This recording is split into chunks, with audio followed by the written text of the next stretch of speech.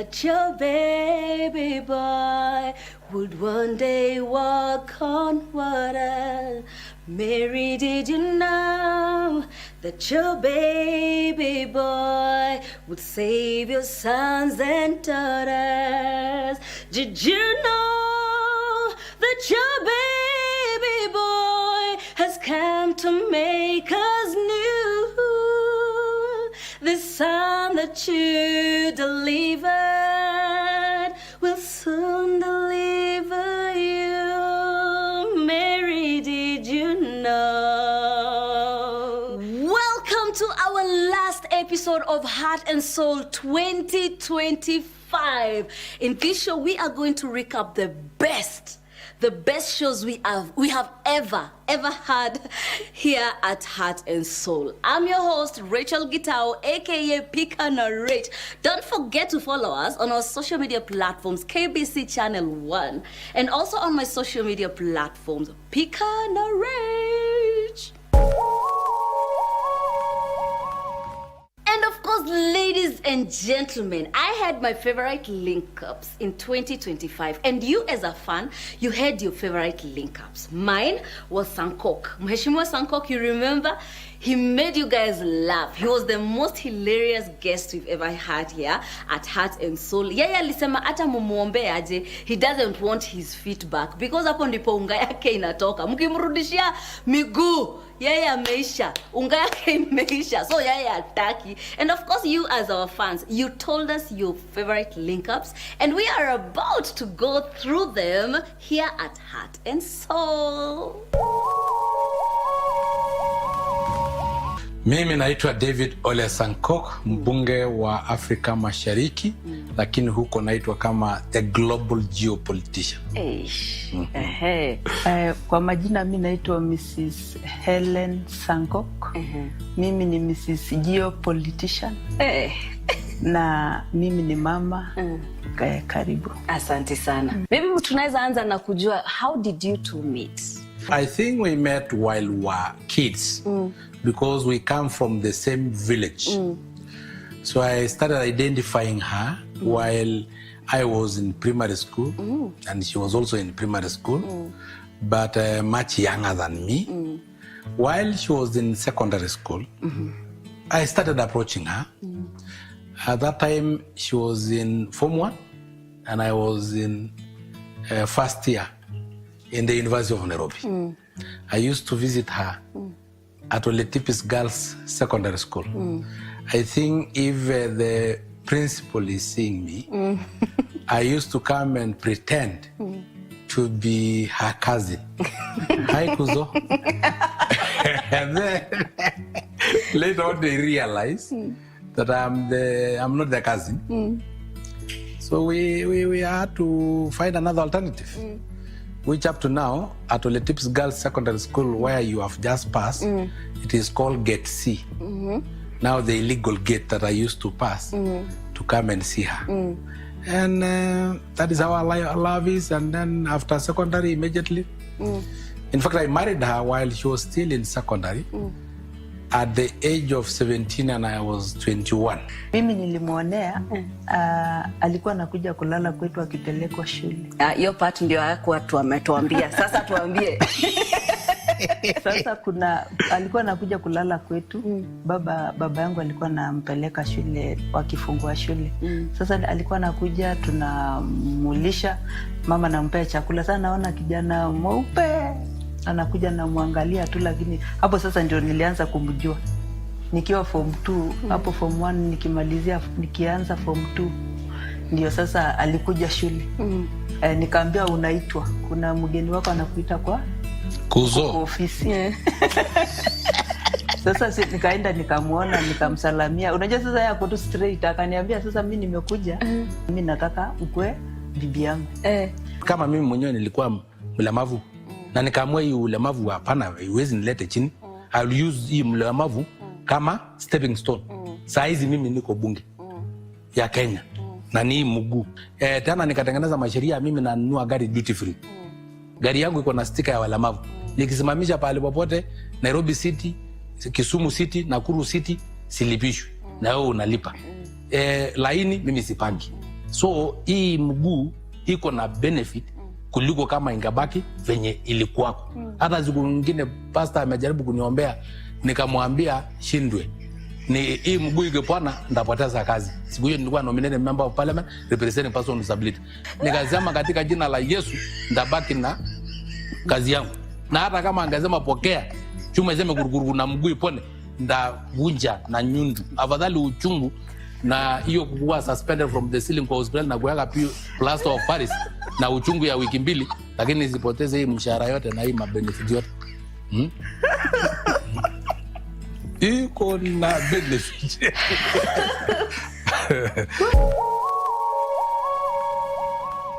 I'm Wamboi Kajim. My official name is Silvana Wamboi. And I'm a mother of 2 boys. And I'm born again. Mama boys. Very well. My name is James Moiro Wamboi, known as Kajim, MC Jimmy Kajim.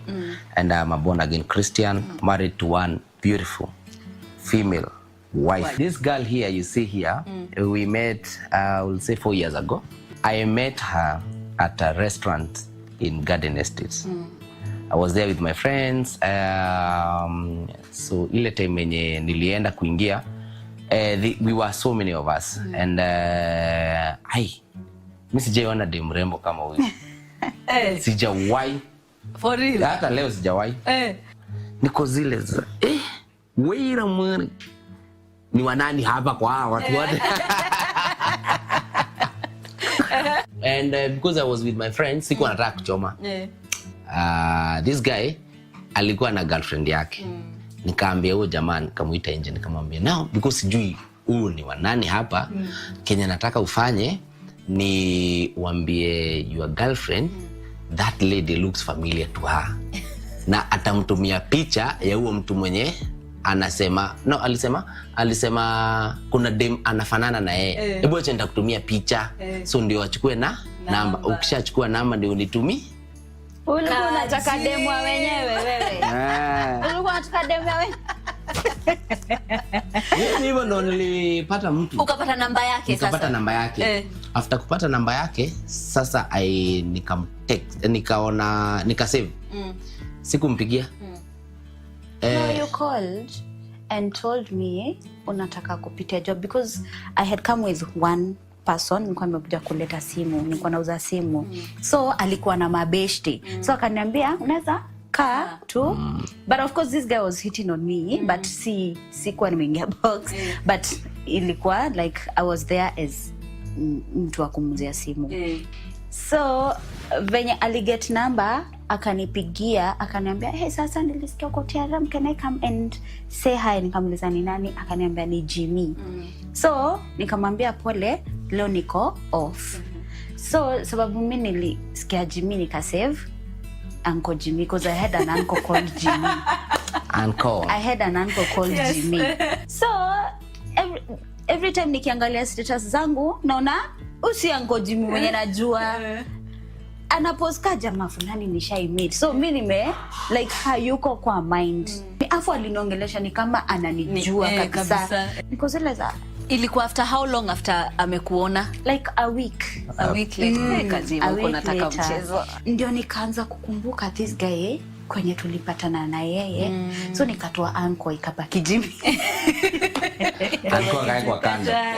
But I didn't do anything about the number and all that. So one day I cooked fish and I posted it on my status. So Uncle Jimmy, Saini Jimmy, aka comment akasema I wish I was invited. So and me I was like, going so fast. I was there telling him maybe next time. Sasa hapo kwa next time. How conversations start. This is John And Elizabeth. joined by love of Christ. We are called the Waweros. The Waweros. Na tunapendana sana. Every morning he would come in with a rose flower. Yeah, he picked rose flower from A around fresh one. a very fresh one. So okay, of course I would see it. Okay, the next day, okay, and then we used to go for lunch in the neighborhood. So he ensured that as we ate our githeri, he bought an avocado. I love avocados. Yeah, so he bought one today, tomorrow. Bado singi box, hata si feel, you know, at some point I remember he took me out. Our salary then, I was earning 6,000. He was HOD, what? 7,000? 7,000 then. Now, that was a lot of money. And he took me out, of course, spent a lot. And he asked whether we could be, whether I could try to come in as a girlfriend. I told him, I don't think, I'm not sure. I've never dreamt of this. Imagine hakukufa roho. He didn't. He tried again, and this time, I think out of sympathy and a lot of love, we just found ourselves in the hakukufanga moyo. So I think I saw a kind gentleman.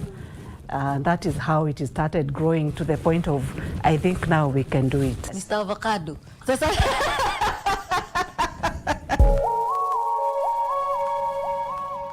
My name is Lawrence Favor Karemi.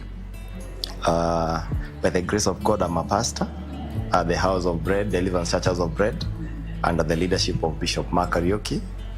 And with me is my wife. Maybe she can introduce herself. Yes. My name is Jane Favor, and by the grace of God, I'm a daughter of the King. I'm a wife, obviously, to him, a mother, a minister, to me, a preacher in native language, and also an author. She had come for her friend's pre-wedding party in church. So she was not a member of the church, but I was a member of the church, and I was part of the team that was in the pre-wedding. So that's the first time I saw her. The second time I saw her was during the wedding. We interacted kidogo in the wedding. Kuna bagi ya mse moja iliibiwa, actually yake iliibiwa. And then I used to serve as in the security department. So ni kushughulika hapa kule, mrembo ameibiwa bag, you know. Yeye ndiye aliibiwa?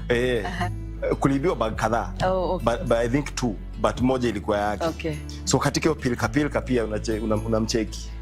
But nothing much until later when she brought herself to church. Yeah. We would chat kidogo. Now that's actually in the youth meetings. Now when I started inviting her, that's when now we started chatting. But kidogo something had developed. I started looking for her for Facebook. That is the time when Facebook was Facebook. Yes. So because we started talking, so namtafuta Facebook, and then I found her in Facebook. Then something funny happened in one of these conversations after the Bible study. Usually it's called Around the Altar Bible Study on Fridays. So we started off talking books. So she talked about a book, and I told her, come and give me that book. She's described a book, and I asked her to bring me the book. And she brought the book, which I've never read up to today, I have to confess. It's called The Shack. Yes. But mzuri siku hizi watch the movie. So I watched the movie The Shack. So that book became like the bond. Then your time ilikuwa time ya the digital cameras. So in our talking alikuwa kuna function anaenda, and I had the camera. So akaniomba my small digital camera. So I lent her the camera. Yeah, so that's how now we started talking. We started talking. Then something happened was during that time, you know, I'm a youth leader. Yes. I'm leading a group with very many girls. Yes. What I didn't know is I was dating several girls in the group. You didn't know? I didn't know I was dating them. What are you talking about? I mean exactly that. Like them, they knew? They knew they were dating me, but I didn't know I was dating them. Oh. By that time nilikuwa nishajua wale mademu wananidai in the group. As a youth tulikuwa nafanya sale hapo nje ya church, nauza mamishikaki, masamosa nini. So hiyo tumemaliza kuuza. So I was like, can I take you girls out to have a cup of tea? So I took my girls out. All of them. All of them. Even her. Every I was taking them out. Now, something happened. Mimi nilikuwa najua niko na doko M-Pesa. Sasa tulienda ku withdraw, kakuwa there is no withdrawal that day. Like M-Pesa imejam. Imejam. So tumekaa hapo tumengoja, tuko hapo nje ya M-Pesa na mademu wangu sasa. Tuko hapo tunangoja. Sasa enyewe mpaka ikakaa desperate, ikakaa ni kama so now I look ni kama sijielewi. So now all mademu wakarealize huyu jamaa Amesota. huyu jamaa, this thing is not gonna work today. So I don't know how they spoke amongst themselves and they realized mpaka sina fare. So they did. We didn't speak. What happened? The girls didn't want to leave you even if you didn't have money. Yeah. They just wanted to spend time with you. They were like 4 girls, 5 including myself. So me, I saw this situation is desperate. So I went into my wallet, gave you money for fare, Yes. and nikajikata. Nikakuacha na mademu wako. I don't know what you guys did. Actually, I think now after they saw nimepatiwa do, they also gave me some money. Aha. Oh, nilichangiwa do. Then I went home. But then something stuck. I had learned something about the mystery of a new note. Yes. So bado natafuta signs. They all gave me money, but she's the only one who gave me a new note. When you want to give hata sadaka, uko na so unataka kutoa so moja, but uko na so mpya na ingine mzee. If you put ile mzee kwa sadaka, yes, in value they are the same, but to God they are not of the same value. PK, that's what they call me. Most of you will know me by that name. Wale wengine kutaka kunijua jina yangu ya kitambulisho, tumia tu M-Pesa. And you get to know my government names. My name is PK. I'm delighted to be doing life with a very beautiful girl who happens to be my wife. Yeah. All right. So my name is Milka. On the socials, I'm known as Milka wa PK. I'm a born-again Christian. I am a wife to this handsome young man. I am a mother of 2 very handsome boys, Miguel and Mateo. And we are content creators, but also we are entrepreneurs as well. So we happen to be neighbors. Wapi? Where in the village where we grew up, Oh. we began as neighbors and family friends. Then now the rest now escalated. Yeah. Like mlikuwa mnaishi like ndio huyu kwenyu ndio huyu kwenyu. Yes, Yeah, we so- actually one home apart Yes. from each other in the village. So who saw who? One beautiful afternoon, I'm just at home. I used to love to do a lot of reading. So I was reading a magazine then on an afternoon. And then where I was seated, our sitting room has a big window that overlooks outside na unaona kwao. And then it strategically sees not just kwao, but where they had the pit latrine. Kulikuwa na choo hizi za nje, watu wanaelewa pit latrines. So walikuwa wametoka Nairobi, wamekuja home after their auntie's wedding. So she had a gold dress. So because it was sunny and beautiful, so I could not, what's that? And that's the first time now I saw her. Then the next time now nilimwona tena is that because the uncle, we were very good friends. So he used to pass by home because we got najenga. So he used to come home anaona na pia walikuwa najenga. So he used to come and see some ideas, anajua tutafanya hivi hapa, tutafanya hivi hapa. So mlikuja naye and your brother Alex. So my second interaction. From there we lost touch from there because I also moved out. I went to stay with my grandmother. So now we reconnected much later. But that memory, your gold dress and the pit latrine has never left. So that was that's how I saw her for the first time. So ukimwona alikuwa anaenda choo. Yeah, alikuwa ndani. That's now. From there now, mimi start. Nionea kwa choo. Okay, For you, when did you first see him? Now that you are neighbors. Yeah, we Oh, were Lord. neighbors, but you know how you hear kwa kina nani kuna kuanga na kina hawa, kwa kina nani kuna kuanga na wasichana wawili, vijana watatu. So I knew the mom is called Mama Karenga. So you know in the village kuna kuwa na Mama Mwai, Mama Karenga. So kwa nyina Karenga kulikuwa na Mama Karenga kulikuwa na 3 boys. Yeah. But now I had never met the first one. Who is him? He's the firstborn. I knew I was more friends and close to Bob and Morris, the other 2, so we had never met. So how we met, it's so funny because he was beaten by our dog. Oh Lord. First, dog had you need to to know, room. yeah, you need to know that they were very good friends with my mom. Who, So PK? they were like besties. In fact, my mom saved him on her phone book. He was saved as Kiama-san. from the get-go. Saa hiyo hata hatujamit. So when he was bitten by the dog, my mom was a nurse. She was the one dressing him, his wound. So in that process, I was like, oh, and who is this one being dressed? The who was bitten by a dog. So that's how I kind of got to actually know, oh, it's the Kiama of Mama Karinga, the one I've never met. Like, he's the first son. And so there we got to meet. But also, fast forward, when now we became, like, we were in talking terms, but we were still not friends. And the brothers were making fun of him. Friends? Yeah, we were not like we were not friends the way we were friends with Bob and Morris. Oh. Yeah, you are quiet and just different. So I was actually looking for a girlfriend for the guy. I was tasked the task. By who? The By brothers. the brothers. The brothers. So, and mchumba aitafutad. Sijui mlifikishana wapi na Beatrice. Gosh.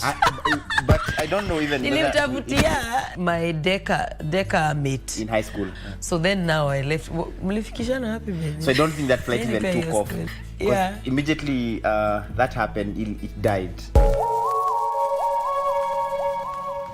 I'm Angela Mombi Kabochi, or Angie, or Mama AJ. Yeah, married to Countryman. Yes. Countryman. Mimi naitwa Joseph Kabochi. The name that my mom gave me, Avoka did. Then I hated the name Yo Kabochi. Lakini nikajita Countryman. Kabochi ni usanii, and then sa Pastor Dingo ni ministry ya street gangster preacher. We met in 2020 in a rehab. At that time, I was going through the process of rehabilitation, and he was working there as a staff member. But alikuwa ule staff wa kukuja akienda. So I used to, the first time I saw him, people kwa center walikuwa like, oh, Countryman, sijui nini. So I was like, I want to see this guy. And then I saw his song, so I was just curious. So vile alikuja, so mademu wamemkimbililia, wanataka kuongea na yeye. So I was like, as in, my head was like, your attention napata from madem, as in, I don't, that's not for me, it's not my thing. So nikajificha. But then, so that's how we started meeting and communicating. Though kulikuwa na hiyo admiration, because he used to teach us and preach to us. So I used to love vile alikuwa anafunza, not coming from a Pentecostal background. Ikifika time ya sermons, like I was very curious. So na yeye, he's a very good teacher. So vile alikuwa anakufunza, unapata hiyo hanga ya words zaidi. So hapo ndio naweza sema ka crush kakakuja.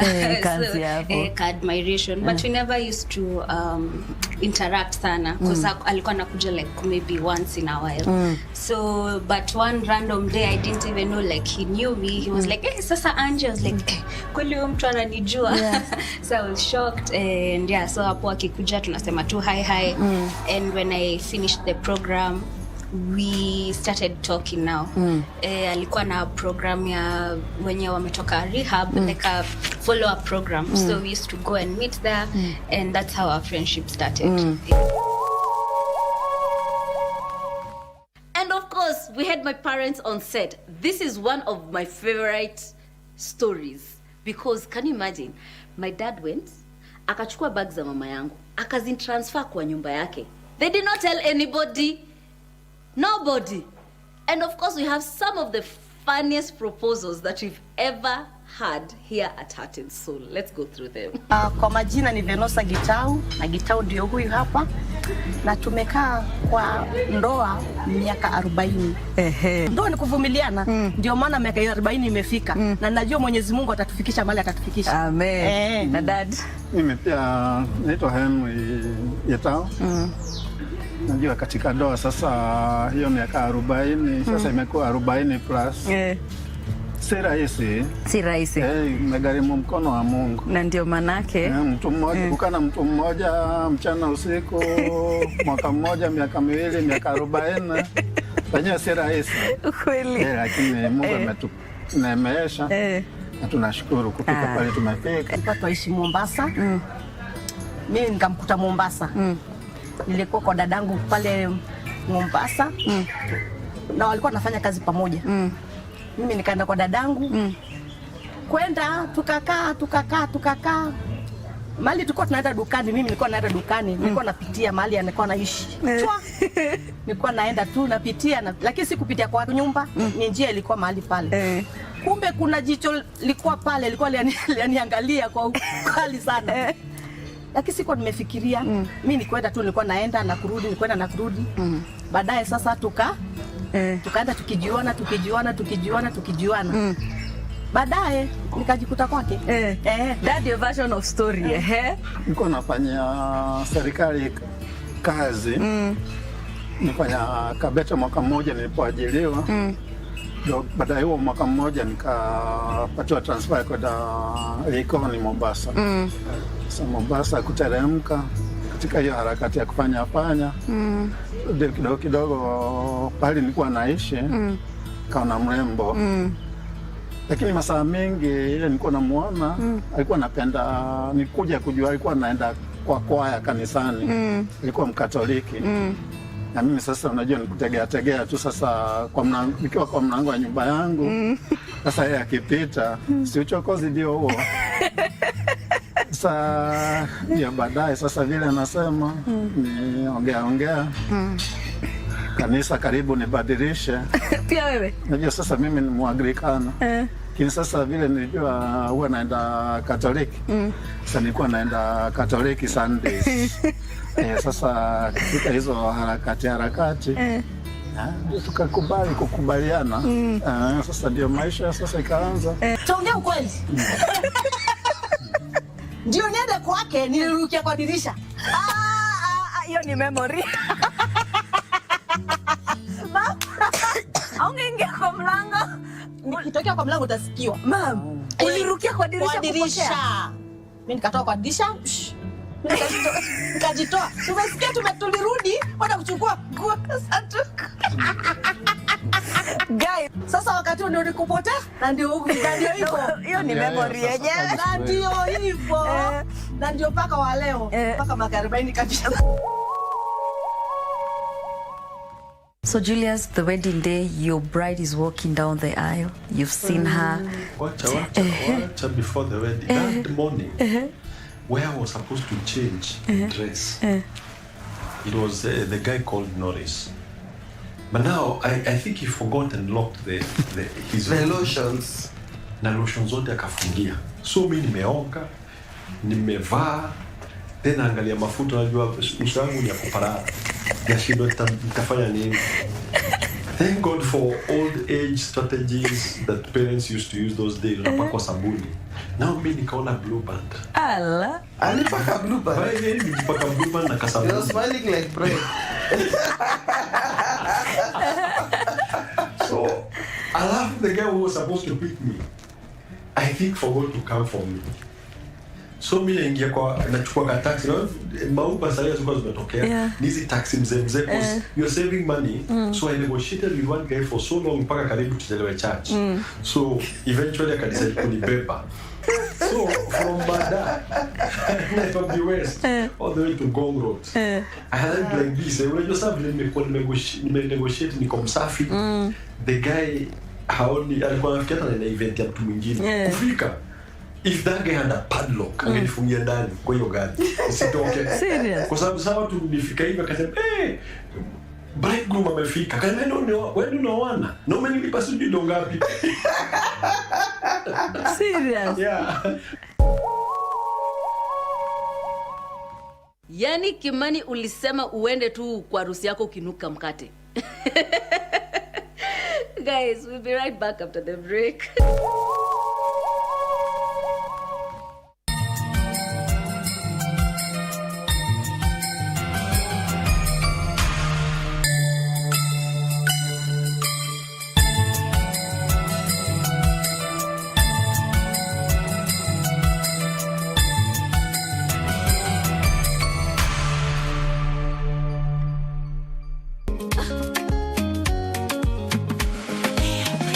Mimi nasema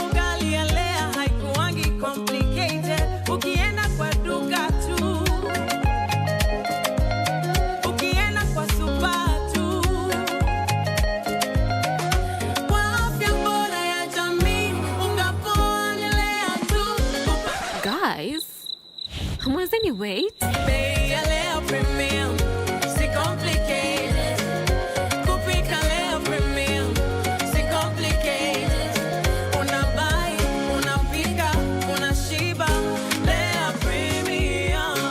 Premium flour, nurturing the world.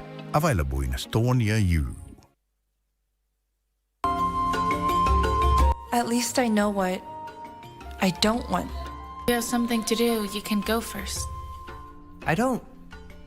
Nothing's more important than you. I brought 2 bottles of Chinese red wine for you.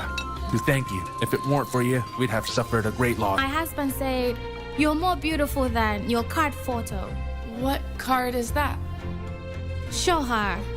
Of course I'm going. You started watching at 3? Yes, so what? It's not okay? Bragging. He plays better than you. Cause I will win!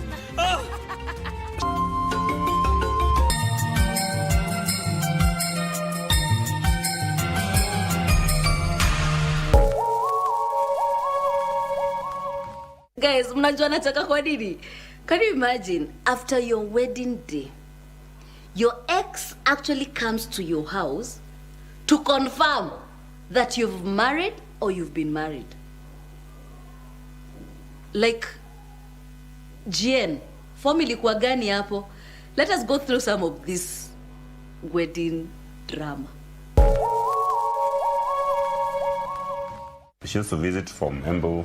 Then I sent her to my auntie's place. Ndio akalale huko. Sasa tukiwa hapo, tulikuwa tunaenda kila siku hapo, tunaongelelea hapo kwa gate kidogo. Kama tulikuwa umezoea kuongea kumalizana ndio sasa ingia. Because again, tulikuwa tunataka kuongea tukiwa kwa nyumba. So tukiwa hapo, vijana wakuja 3. Walikuwa na vijana wadogo. Hata nilikuwa nasema sasa watoto wanafanya nini kwa gate sai? So it's like young boys coming. So hey, kumbe the boys walikuwa na AK-47s. What? Yes. Awajui nyi wewe ni wakina nani? Sir, do they care? The gun has power. Unaweza kuangalia hivi waseme Hata nilikuwa nimewasalimia. Huyu ni beshte ya nani? Hata nilikuwa nimewasalimia na majina. It's like I knew moja. You even recognized one? I said hi. After kumalizana tu hivyo. Tulikuwa chini. Bagi yako ilienda? Bagi yako ulilalia?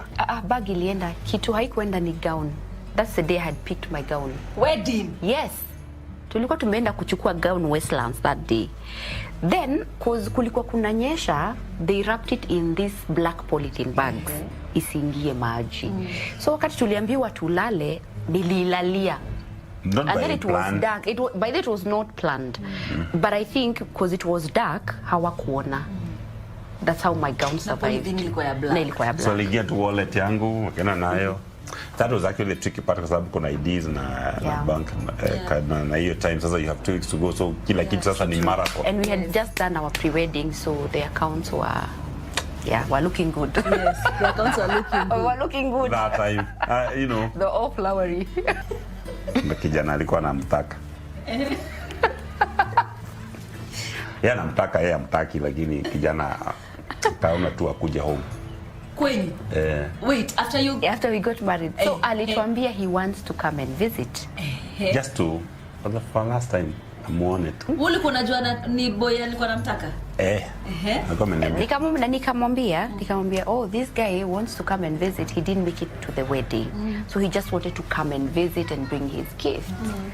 Sisi hatukuwa tumejua mtu hata amepanga anakuja hata kulala. Ujue kwamba najua ni mtu alikuwa anamtaka. You see how open-minded I am? You see? How flexible, adaptable. Unaona si ati msichana amechagua mali. Amechagua man. Kijana akakuja akalala. Wait. Ulimkubalisha alale? Yes, kwa kiti. Akalala kwa kiti, lakini niliondoa vitu serious kwa nyumba, asijihamu. Niliondoa visu na mashuka asijingia huko. Nikamuondolea zote, sasa akilala alale. Mimi hapo ndio nilala na jicho moja. Hapo naamuka kuangalia kama kako uhai. Lakini apparently he was just, I think he just was looking for closure. Oh Lord. come for closure. What is for guy looking for closure na anakuja Imagine, kulala? he And you came. guys were okay kabisa. I didn't have the a- guy had come from Nakuru. I think it was I don't Nakuru. Yeah. Siageenda home. So, kumekuwa giza. So mjamaa aliamka na akaenda. Aliamka asubuhi, kumpatia breakfast. He left. Ambia go and sin no more. And after that, he never called me again, by the way. So he got closure and that was I that. think Alikuwa probably anataka kuja confirm confirm. that I actually got married. Yes guys, tumepiga story hapa hivi. Tulikuwa sasa tushaenda kwa harusi yenu. We are now preparing for your wedding. Yes. Millie. I think I was the first one in my family to do a wedding. Yeah. I had made a covenant with God that when I get married, I have to do a wedding. So for me, at that point where we were planning our wedding, it was a dream come true. So yeah, we started planning the wedding. I can say we didn't have much in terms of money. Kwanza mimi personally sikuwa na anything. Nimetoka shule nafanya zile hustle za kadhaa, leo kesho hauna. Lakini at least my husband had something. Yeah, at least for me, I was working. And Yeah. I had already prepared at least for the wedding. Like I knew the wedding is coming. Yeah. But beyond that, what really helped us is friends. Yeah. Because hata watu wa young, na si ati ni wazee, hata ati watu wako na madomob, but unakuta mtu amesema mimi kwa wedding mimi nitawasupport na so 3, mimi nitawasupport na 1,000, mwingine 2,000. Wazazi pia wanashikana, wanachanga, wana get their friends who now contribute. So I believe that our wedding is a communal event for young people. Kama watu wanafanya wedding wakiwa wazee huko, then that's hapo sana ni different. But for young people, honestly, you don't expect a young person to spend $1 million to do a wedding. Yeah. And the community is actually tasked to help so that these young people can, do things the right way. Because if you want young people to be able to do these weddings, then we must support the young people. And me, I don't believe that watu wanafanya wedding wafai kuomba do. Kama unafanya wedding and you feel like you need help, please ask for help. Because that is why most young people wanachukuana, wanaenda kujificha mahali kwa kabed sita, kwa sababu wako like, mimi sai kuomba watu do. So me the only thing nili focus nayo ni rings na kwenda Dubai. The rest what will come through. But the rest what will come through. The only thing sisi tulisort ni vitu personal to us. The honeymoon, the rings and the outfits. Otherwise mambo za sijui matent manini watu will come through. Yeah. Everything. Mpaka wakabakisha change. Walibakisha. Yeah. Tulikula You're a witness. the first I think 6 months hatukulipa rent na pesa yetu. Ni pesa ya wedding. Yeah. So already tukiingia kwa hii marriage hatukuingia na stress, hatukuingia na worry ya guy. Unajua do venye uleta stress kwanza for a new couple. So sometimes mtu anaweza expect to get help but asipate. So that should not stop you from doing things the right way. You don't need to do a grand wedding. You don't need to do something big. Yeah, like in our wedding. By the time asubuhi inafika mimi nilikuwa nimeshaomba magari nini. Nikaona wase wanaanza kunifail. Mimi najua wedding itaendelea, lazima tujibambe. Mimi nilitoka tu na maboys wangu ngambia ni aje tutembee. Tukatembea hadi hapo kwa barabara, then tukatafuta manduthi hapo. Nikatulipisha kutoka hapa hadi ile church ni how much? So tuko wangapi? Tuko wase 10. Hiyo ni thou. Done. Tukapanda manduthi. Watu wanafikiria ni idea. Storia jaba, ni ukweli. Sisi tukapanda photos. Even the video it's on YouTube. So sisi tulipanda manduthi, tukafika kwanza wase tukafika nikamwambia wazunguke hapo kwa chache tu. Na sisi zile manduthi noma, ile boda. Iliweza wase walitoka nje wako anafikiria nini? Kumbe ni gari ya tuna. There is only one car that showed up. But for me there is nothing that was stopping us from going ahead. What my love is saying, it should not stop you. Me niko like whatever will happen, tuta get married today. Unanielewa? So see a point of stress. but if you can get help, get help. There's If you no need standard, but there is a standard nisi tumejiwekea, alafu tuna ignore the most important standard ya kuweka Christ at the center and at the beginning of our marriage. So you unakimbia kutafuta ring, unakimbia kutafuta that expensive money gown for the grand wedding, but you forget to honor God, you forget to honor each other, you forget to honor your parents, because unatafuta pesa ati ndio kuja kufanya grand wedding. Ya nini sasa? Just start it, do it simple. Very as this, all you need is yourself, your spouse, and two witnesses. Two witnesses and someone to officiate the wedding. Yeah. Because sasa pia hiyo ni kitu kingine muhimu sana, because watu wanataka hii pia rahisi ya kamwiste, ndio wakitaka kuachana ni you go I go. So unaona ilikuwa kamwiste, so ni you go I go. So ama leave I stay, you leave I stay. So hizo vitu rahisi kwa sababu pale ku-officiate ni kitu serious. Even a divorce is a serious affair. So I believe that those things make the exit a little bit hard, because sometimes si ati watu wanataka kuachana, ni exits ni simple sana. Exit ni kaa kubeba tunguo twangu nitoke. That's an easy exit. But when the exit is a little bit, that's why tunaekanga mlango kwa nyumba. Si ati mwizi akitaka hata ingia, but because you've made the entry a little bit hard, they might not even come. Those measures that have been put make it a little bit hard, so that hata couples wako like, ai, so tunaulizana nini by the hiyo story ya chai. Able to discuss how can we reach a compromise. What we are doing today, it's not a show, but what we are doing some of your favorite link-ups that we've had in 2025. And as you remember, guys, I was adopted, but by some of my parents. I have parents, guys. I have some Indian parents. And in case you didn't know, they're my billionaire parents, Mr. and Mrs. Mukesh. They have a beautiful story, guys. They have a memory. Can you imagine? They went to this place. They found a woman cooking something covered. When they opened the lid, can you imagine she was actually cooking stones, trying to protect the kids? Guys, this one was touching. You've gone to so many places.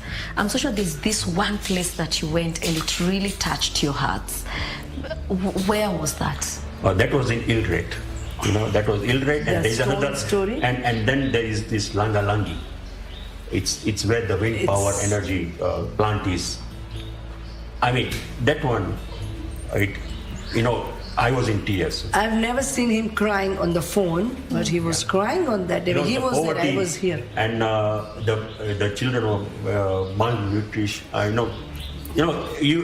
It was a sight which is very difficult. Then another one was when I was in Lamu side. There was a lady, she was sitting outside the house and the child was crying. And there was a sufaria on the jiko. And it was covered. It was covered. And then when we were there, we were distributing rations. So we asked the neighbor, what is happening? Why is the child crying? So he said, the mom is cooking some food. And then we went to her and said, what are you cooking? When you open the funiko of the sufaria, it's stone inside. She was cooking stones. She was just showing the children that something is happening. So we told our team, first please kill this. Same thing happened, we were in Samburu. Touching. We were in touching. I think Samburu, yeah. So there was this bomas, they have these bomas. And she and one of our other colleagues, they just wanted to see how a boma is, that the colleague. They went there. And they saw 7 children sleeping. In a small place like this? 11 in the morning. When she asked the mom, why are they sleeping? I make them sleep because there is no food. If they wake up, they'll ask for food. So this is the situation on the ground. Very sad. So most of our guests that we've hosted here, we've had them talk about their trials and challenges. And what has dominated is the financial bit of it. Can you imagine Mr. Munene, Pastor Munene, went for a dowry at Sue Munene's place, and the dad, Pastor Sue's dad, did not feel Pastor Munene. He was like, you know what, you're not getting married to this guy because he doesn't have money. In fact, I have arranged a marriage for you with a tycoon. Yo, this kind of trials and challenges. Ebu, let's go through others. At that time now, we could now visit each other. We could, if there was anything, we would now talk. But of course, the issue of the dowry still kept on coming. Mukumbuke bado, muko na kitu ya kufanya nini? Ya kuleta. So little by little, tukipata kitu kandogo, tunawapatia. Even before the wedding day. So there was no strife at all between the parents. They were talking to each other. Even though you could still tell this tension. There was tension. You know, yes. And the challenge was not their family, my family. They felt like I'm going to a very down life, and they're wondering, because my dad said in the dowry day in Kikuyu, Munene, I still remember that. Yes. Wow. You got that? You better interpret for the translation, guys. The dad asked Munene, are you going to be able to feed my daughter meat? You know, yes. That was like you know, it's not very good. No, it's not. It's not in other words, what my dad, I could tell what he's struggling with. Yes. This man will not be able to support my daughter's standards. You know, he thought I have a standard. And me, I didn't have any standard. But there's something we agreed with my wife. We will only visit your dad. Yes, my dad. Only when we buy our first car. Yes. And we kept that one. Yes. We only went home after buying our first car. That's when you went back. Yes. The second year of our marriage. Wow. When we bought a car. Yes. And we went with it. My dad was so moved. He was so excited. That was the first idea. He embraced mpaka kamuhanga. Vile tulirudi sasa, tukaenda super, tukafanya budget, tukafanya budget mzuri, tukanunua sufuria, tukanunua vitu. At least. Wazazi wangu walikuwa wametupea bed, at least bed iko na mguu. Tangu nilikuwa kana akili. Kalikuwa kanatosha na hivi. Sijui tukadescribe aje, Mungu tu ndiye anajua. So tukarudi, tukaweka vitu kwa nyumba, tukajifungia. Tulikuwa tunakaa kwa nyumba. For how long? Ndio watu wasijue. I think tulikaa wiki mbili. Ndio twende hata church. I think tulikaa for 2 weeks. Ndio kwenda church tulikaa. Lakini kutoka nje unajua sasa tuko mahali mpya, watu hawatujui sisi. Tuko place. But wale wase wengine watajulia hapa amkwenda yani Mungu. Wengine watajulia hapa. Kuna wenyewe hapa. Haina shida. Haina shida, hiyo ilipita.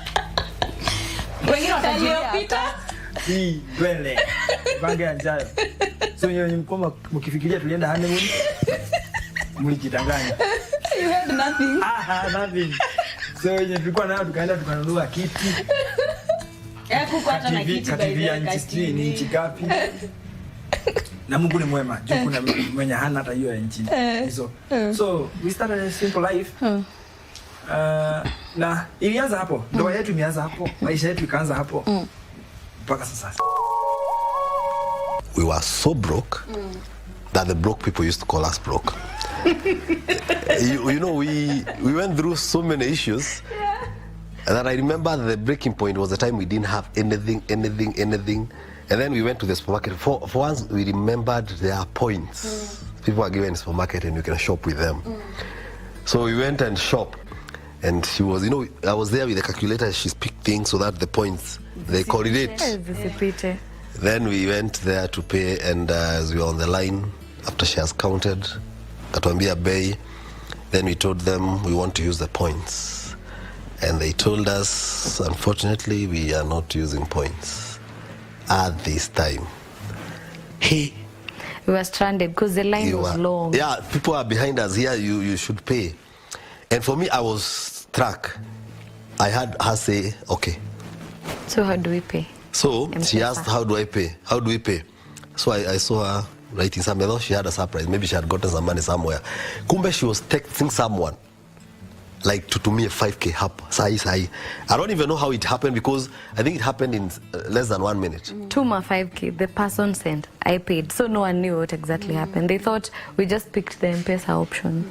And I remember she cried. Huh? Yeah. She was, I think like, how low can we get? We are crushed. You know, the man, our father's, daddy's girl, amelelewa poa nini, amechukua jamaa kingine na kutoka na huku sijui mashambani. Yani amepata experience hajaipata. So I remember that day I have never felt convinced the way I felt that moment. I took her somewhere. I've never forgotten up to date, and we stayed outside there. the market. Yeah, and I told her, I want you to note. I will note somewhere this date. Number 1, I will take you anywhere you want to go in the world. Yeah. That day. That day. Number 2, I told her, I will build you a home. That time, a castle befitting a queen. Those are my specific words. I will build you a castle befitting a queen. And actually, after that moment, it was like a burst of something that it didn't possess. Then nikashindwa, what did you just say? Guys, we have come to the end of our show 2025. Thank you so much for watching. Thank you so much for keeping us company. Yani, thank you so much for being our #1 fans here at Heart and Soul KBC Channel 1. And of course, we need you 2026 because we'll be bigger and better. Again, guys, we are not perfect. Sometimes we mess up during these shoots. I'm so sure watu wa kamera hawa na waonea 18 lazima wako na kitu washaichukua wakaiweka archives. Wacha nione pia mimi.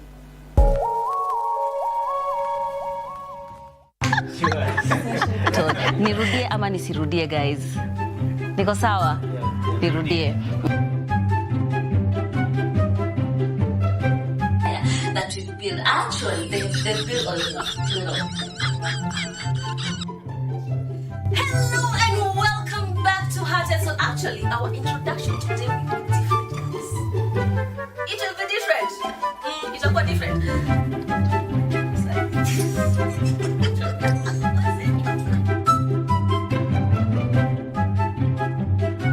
We wish you a Merry Christmas. We wish you a Merry Christmas. We wish you a Merry Christmas and a Happy New Year. I have such a and thank you so. Oh, we have come to the end. Okay.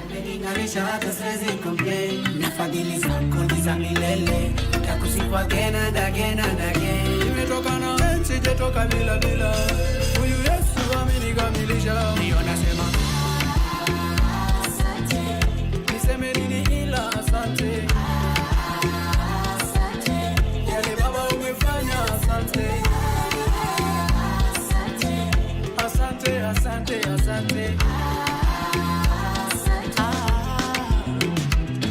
Ni amani, ni furaha, ni kicheko, amani, pesa, ni gani nimekosa hiyo. Amenifunika, nani atanigusa, ajitokeze huyu. Mimi niko na Baba, niko na Mungu, ananitosha. Amenifunika, nani atanigusa, ajitokeze huyo. Akikuguza moyo ina hit different. He came into my life, I'm so different. Uko nyumbani, uko maskani, uko mjini, mashinani, kanisani, unatawala kila mahali. Go, nene vile God.